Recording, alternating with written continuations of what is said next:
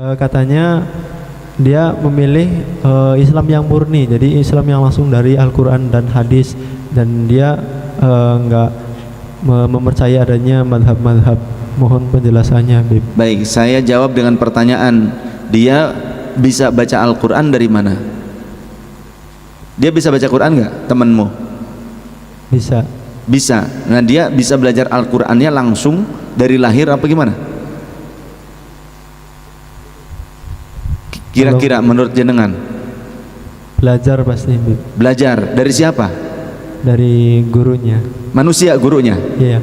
Oh gitu. Terus gurunya itu bisa baca Al-Quran dari siapa itu? Dari gurunya. Dari gurunya lagi? Gurunya lagi itu bisa baca Al-Quran itu dari mana tuh kira-kira? Dari gurunya terus. Nggak ada yang langsung ketemu malaikat Jibril, nggak ada ya? Nggak ada kan, Mas? Nggak ada, Bib. Kemudian nggak ada yang bisa baca Al-Quran dari lahir langsung jelek bisa baca Quran tanpa belajar ke orang lain? Tidak ada kan? Tidak ada. Jadi semuanya berurutan, betul? Betul. Betul? Jadi klaim dari Al-Quran dan Sunnah langsung murni itu mimpinya dia.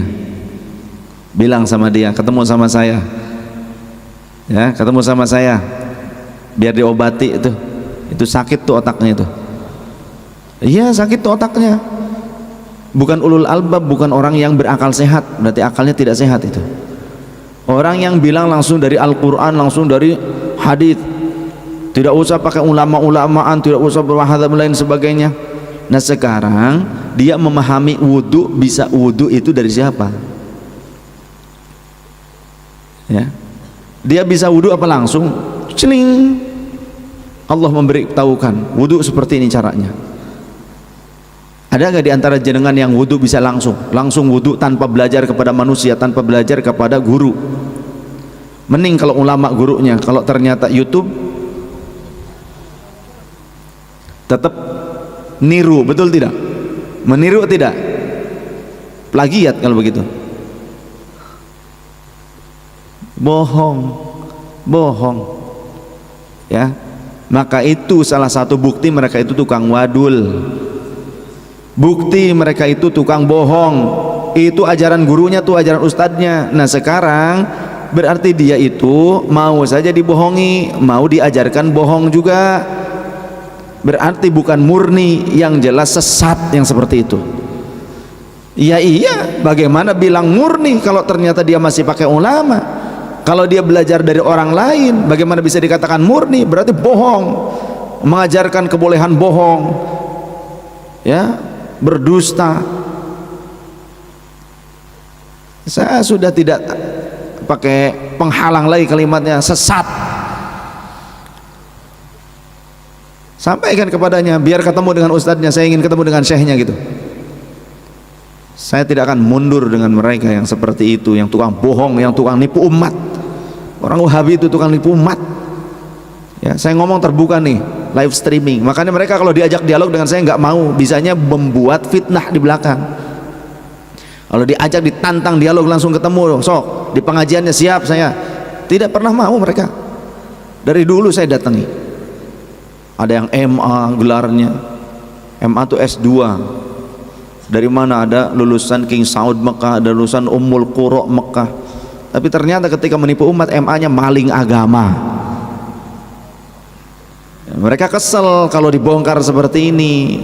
Maka tidak mau dialog terbuka, tapi bisanya cuma bikin fitnah, propaganda ini itulah, syiah lah, apalah, seperti itu. Sesatlah inilah itulah. Ayo kalau memang kamu menyatakan kita ini ahlus sunnah ini sesat, ayo dialog terbuka. Berani tidak? Tidak berani. Berarti anda gitu yang sesat. Itu aja udah gampang ya, sampaikan seperti itu, nggak masalah buat saya ya. Terbuka saya nih, terbuka. Kalimat ini tidak pakai penghalang untuk saya. Live streaming internasional. Biar kalau saya ke Mekah ketemu sama orangnya, saya dialog di sana. Begitu. Kalau ke Madinah, saya dialog di Madinah. Sama mahasiswa Ummul Qura Mekah saya dialog. Yang tadinya mensyirik-syirikkan amaliyah Ahlus Sunnah wal Jamaah, sampai akhirnya terima kasih sudah disebutkan referensi, diberikan referensi hadis. Seperti itu. Buktikan saja, gak usah beropini gitu ya. Suruh ketemu dengan saya, kumpul, kapan bikin satu acara, dialog terbuka, bahas. Kitab hadisnya harus dibawa, kitab tafsirnya harus dibawa, seperti itu. Jadi orang yang menyatakan merasa paling murni, tidak usah bermadhab, tidak usah lain itu segalanya, ternyata juga guru-gurunya bermadhab juga Hambali. Kemudian pakai mencatut makalah dari imam madhab. Imam Asy-Syafi'i dicatut makalahnya, Imam Ahmad bin Hambal dicatut makalahnya, berarti mereka juga bermadhab. Jadi bohong pengakuannya, langsung murni dari Al-Quran dan Sunnah tanpa bermadhab, bohong. Saya bisa buktikan ala sholatnya, ala sholat siapa nanti pasti bermadhab, betul tidak? Ala wudunya juga, ala pembatalan wudunya juga bermadhab, saya pastikan itu ya. Dan siapa yang berpikir imam madhab itu tidak sesuai Al-Quran dan Sunnah, sombong bener nih orang.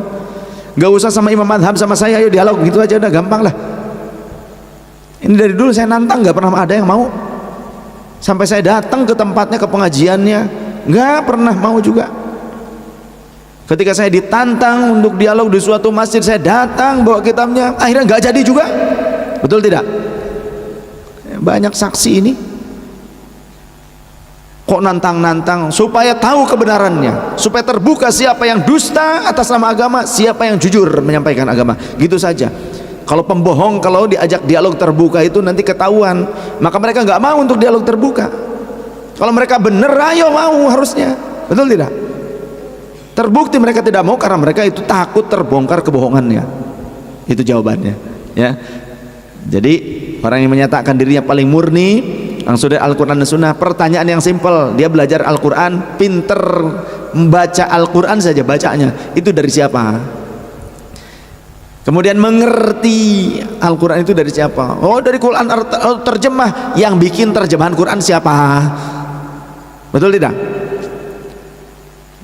Nah, seperti itu. Bodoh orang yang ngaku dirinya itu paling murni dari Quran, dari Sunnah. Itu orang yang bodoh, mohon maaf.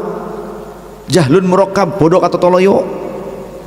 Dia nggak ngakuin ulamanya, dia nggak ngakuin ustadznya. Nah, kita belajar Quran aja, belajar dari ulama kok, dari ustadz, dari guru ngaji, betul ya? Nggak ada kan yang ketemu Jibril langsung dibacakan Al-Quran? Hadis langsung ketemu Rasulullah ada nggak?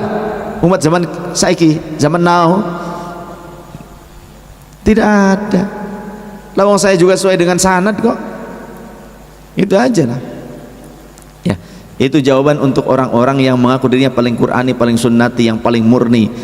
Jawaban telaknya, suruh dialog terbuka dengan saya, Quran dan Sunnah, tafsir dan hadits. Ayo dengan saya. Itu aja udah gampang. Titik, terbuka. Jangan cuma berdua.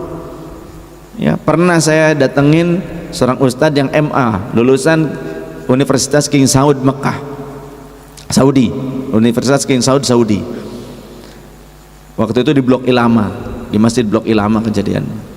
Ketika kami datang, saya bawa kitab satu mobil, karena dia udah menyalahkan ini itu lain sebagainya. Saya ajak dialog di situ nggak jadi, malah akhirnya maunya diajak ke rumahnya. Akhirnya saya ke rumahnya sama Aiki, sama Pak Muhtar, sama Humaydi Abdillah yang sekarang di Tangerang, keponakannya Pak Abudin. Gimana akhirnya? Ngakunya di rumahnya mah dia itu pelopor yasinan, dia juga tahlilan, begitu ngomongnya mah. Ya. Dulu di kompleks saya ada Ma'had Imam An-Nawawi yang punya Wahabi. Pada saat mereka datang ke rumah saya, ngakunya ngaku NU. So, kami juga kunut bib dan sebagainya. Padahal mereka menyalah-nyalahkan masyarakat Blok M yang kunut, yang zikir jahar. Bohong, bohong. Tukang wadul, al-waduliyah, marganya itu al-waduliyah. Bohong. Mereka mencatut nama Imam An-Nawawi. Imam An-Nawawi siapa? Salah satu mujtahid tarjih madhab Syafi'i. Imam An-Nawawi sendiri menyatakan aku bermadhab Syafi'i. Imam An-Nawawi menyatakan demikian. Mereka mencatut nama Imam An-Nawawi, kemudian ternyata malah bertolak belakang dengan ajaran dari kitab-kitab Imam An-Nawawi. Saya datang ke Perumnas Karawang, kemudian Blok M, ya, saya membaca kitab-kitab ini, mengajarkan di musola kitab-kitab Imam An-Nawawi, Al-Adhkar, Riyadhus Shalihin dan syarahnya, kemudian juga Al-Majmu' Syarah Muhadzab 27 jilid diambil, ya, per jilid. Apa yang terjadi mereka? Keki akhirnya kaget, marah, tapi nggak berani di depan saya marahnya, di belakang bikin propaganda opini ini itulah lain sebagainya. Tapi ketika saya ajak dialog nggak mau, nggak berani, minta maaf di situ. Saya nggak perlu sebutkan nama-namanya. Salah satunya yang menjadi pengajar dan juga yang menjadi penanggung jawabnya, pembimbingnya itu salah seorang ustadz dari pondok pesantren Albina, Wahabi itu Albina tuh, ya, yang masuknya si Bekasi, perbatasan Bekasi Karawang. Wahabi dulu mah sebelum menjadi Albina, sebelumnya bukan Albina itu namanya, ya, masih Ahlu Sunnah dulu. Saya ngobrol dengan salah seorang mantan pengajar dari yayasan tersebut sebelum jadi Albina. Sebelumnya itu kan namanya tuh Darun Najah, An-Najah, ya, cabang dari Jakarta. Nah, salah seorang pengajarnya sekarang sudah menjadi salah satu imam di Masjid Raya Baitur Rahman Aceh, yang kemudian datang ke Jakarta ngundang saya untuk tausiah di Aceh, insyaallah di Masjid Baitur Rahman Aceh. Masjid Baitur Rahman Aceh, masjid raya yang selamat dari tsunami itu, yang paling besar. Nah, beliau menyampaikan itu, bahwasanya dulu pernah menjadi pengajar di An-Najah di situ, sekarang jadi Albina, jadi Wahabi.